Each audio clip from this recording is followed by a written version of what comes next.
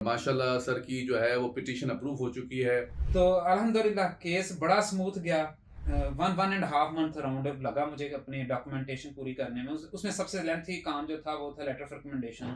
उनके लिए जो आपके चार्जेस हैं वो उनकी रीच से आउट नहीं है। टोटली रिकमेंड करूंगा कि गो थ्रू द कंसल्टेंट। वाह। और कंसल्टेंट इसलिए कि आपका 1 साल बचेगा, आपके अप्रूवल के चांसेस बढ़ जाते हैं। तो पिछले भी ट्रम्प का जो टेन्योर था उसमें भी ये चल रहा था, बिल्कुल चल रहा था। और ऐसे ही मेरा जो स्टैट्स कहते हैं वो कहते हैं कि बाइडन एडमिनिस्ट्रेशन के कंपैरेटिवली उस पिछले टेन्योर ट्रम्प के टेन्योर में ज्यादा अप्रूवल आए और ज्यादा लोग।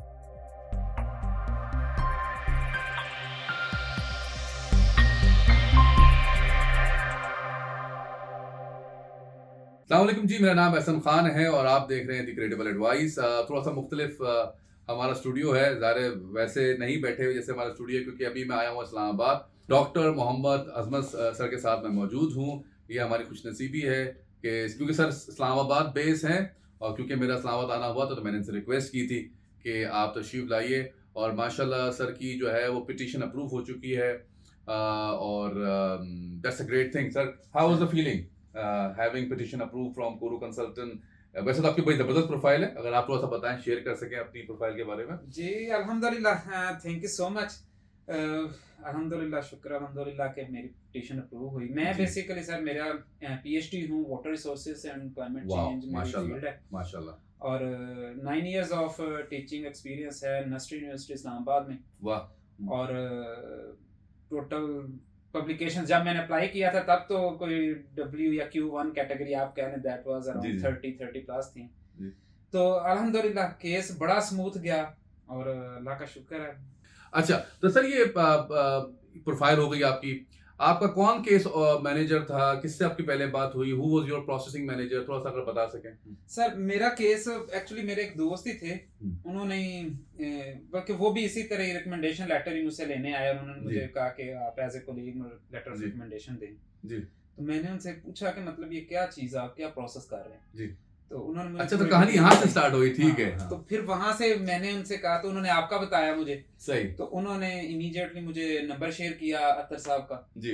तो अतर साहब को मैंने मैसेज किया उसी दिन शाम को, कैसे मैं अतर साहब हमारे जो जीएम हैं, जनरल मैनेजर हैं, और बड़े जबरदस्त हमारे। जी बिल्कुल बिल्कुल। तो उन्होंने बस इमीडिएटली उनका मुझे रिप्लाई आया। उन्होंने मुझे डॉक्यूमेंट्स की एक लिस्ट भेजी कि ये डॉक्यूमेंट्स हैं जो रिक्वायर्ड हैं, आप देख लें, आप ये पूरे कर सकते हैं ये चीज़ें। तो देन उन्होंने एक कॉन्टैक्ट शेयर किया और एक ग्रुप मेरा व्हाट्सएप बन गया सेकंड थर्ड डे पे। वाह। तो मेरा अल्हम्दुलिल्लाह विद इन 1 मंथ आपकी टीम में से मोहसिन साहब थे। मोहसिन साहब ग्रेट प्रोसेसिंग मैनेजर माशाल्लाह। एग्जैक्टली। तो उन्होंने टीम को शायद हेड वही कर रहे थे। जी हाँ, वही। तो वो 5-6 लोग थे, उसमें अतर साहब भी थे उसी ग्रुप में। जी जी। तो like with in 1 month 1.5 month around लगा मुझे अपनी डॉक्यूमेंटेशन पूरी करने में। उसमें सबसे लेंथी काम जो था वो था letter of recommendation. Letter of recommendation ऐसे ही है, क्योंकि वो आपको सेग्रीगेट पूरी ग्लोबली, फिर आपके एक्सपर्ट्स अच्छे होने चाहिए, तो उसमें आपको बड़ा वो चूज करना पड़ता है उसको। ऐसे ही। तो उसके लिए फिर वो मुझे बड़े अच्छे टेम्पलेट भेजे इन्होंने कि ये टेम्पलेट है, इसके अकॉर्डिंगली आपने डेवलप करना है। जी। तो वो मैंने उस पर एफर्ट किया ऑनेस्टली। जो लेटर ऑफ रिकमेंडेशंस थे ना, उन पे मैंने एफर्ट किया। उसके बाद मैंने आपकी टीम के साथ शेयर किए, उन्होंने चेक किए, वेट किए, उन्होंने प्रूव करके कहा जी ठीक है इसमें ये चेंजेस कर लें, एंड देन उन्होंने कहा कि आप साइन करवा लें। तो वो एक बड़ा 1.5 मंथ ये प्रोसेस चलता रहा। और उसके बाद पिटीशन कितने दिनों में पिटीशन अप्रूव हुई आपकी? How long? सर ये टाइम थोड़ा स्टार्ट पे तो कुछ लोगों की आपको पता 3 मंथ में भी आई, फिर 6 मंथ पे चला गया प्रोसेसिंग टाइम, फिर 8 पे गया, 9 मंथ में भी हुआ, फिर 9, फिर 1 ईयर। मेरा एग्जैक्टली 1 ईयर में हुआ। वाह वाह वाह, 1 ईयर में पिटीशन अप्रूव हुई, क्योंकि वो ट्रांजैक्शन पीरियड था। जी जी। और अभी तो शायद बैकलॉग ज्यादा है, अभी तो टाइम इससे भी थोड़ा शायद इतना ही है, मोर और लेस इतना ही है। All that depends. और इतना ऐसा भी नहीं कि किसी का कोई जल्दी डिसीजन आ जाए। आपका कोई आरएफ आपका आरएफ ही नहीं आया, आपको मेरा डायरेक्ट। वाह वाह, क्योंकि इतनी अरसे बाद पिटीशन अप्रूव हुई तो फिर डायरेक्टली होने चाहिए। एग्जैक्टली, अल्हम्दुलिल्लाह। तो यही मैं कह रहा हूं कि जल्दी डिसीजन आना मतलब ये नहीं होता कि आपका अप्रूव हो जाएगा। आपका अप्रूव हो जाएगा। So there are sometimes the way के मतलब आरएफ ही आपको आ जाए, जो आपका वहां पर हैंडलिंग मैनेजर है यूएससी आईएससी में। तो हो सकता है इट्स पॉसिबल कि वो कोई न्यू हो बंदा, ऐसा ही है, और वो कंफ्यूजिंग वे में डिसीजन ले और आपके फौरन से डॉक्यूमेंट्स देखे, इधर उधर आरएफ ही डाल दे। वो हो सकता है किसी और के कॉपी पेस्ट कर दे आप पे। So all that sometimes depends. तो ये है कि केस पिटीशन आपकी अच्छी बनी हो, लेटर ऑफ रिकमेंडेशन स्ट्रांग हो, अगले बंदे को मतलब जो केस जज कर रहा है वो उसको अपील करे कि मैं इस केस को डिटेल से देखूं।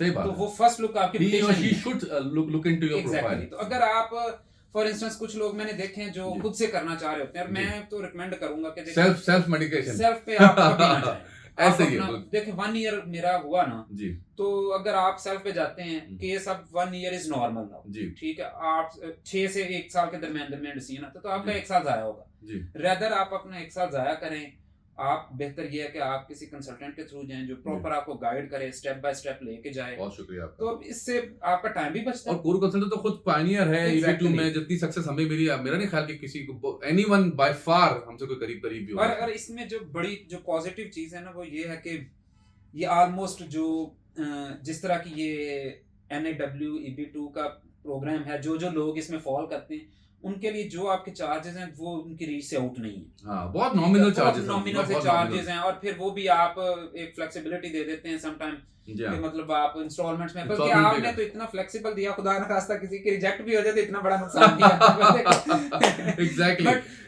ऑनेस्टली मतलब मैं तो टोटली रिकमेंड करूंगा कि गो थ्रू द कंसल्टेंट। वाह। और कंसल्टेंट इसलिए कि आपका 1 साल बचेगा, आपके अप्रूवल के चांसेस बढ़ जाते हैं।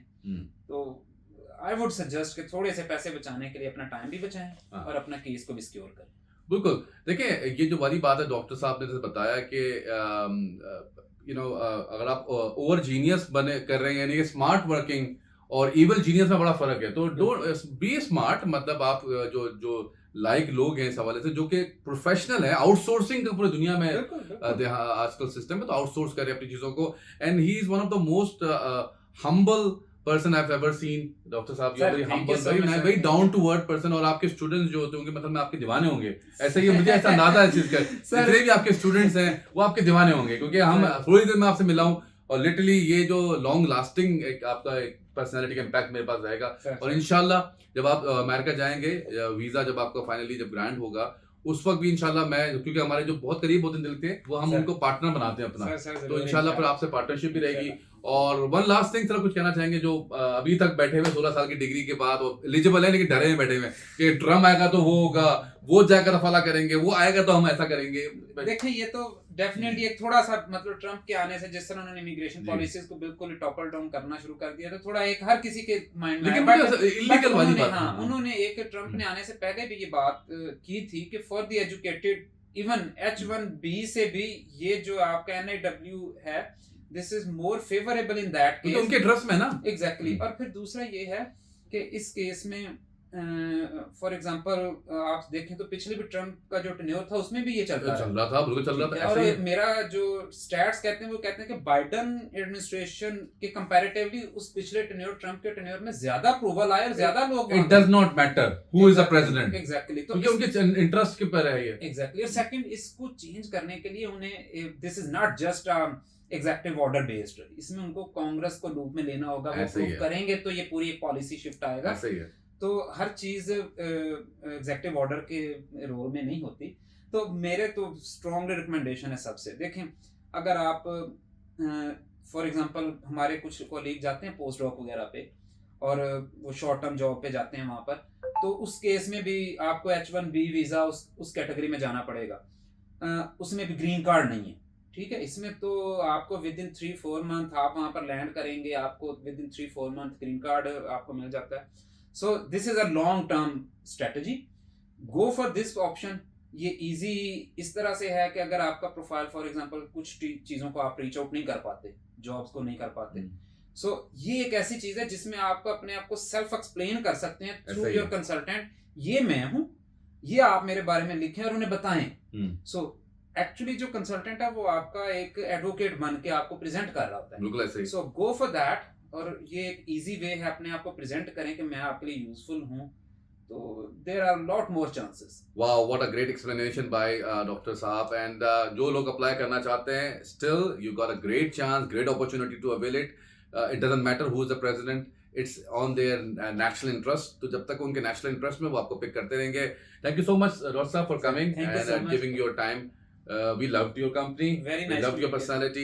और inshallah we'll stay in contact. Inshallah. Jazakallah. Thank you so much.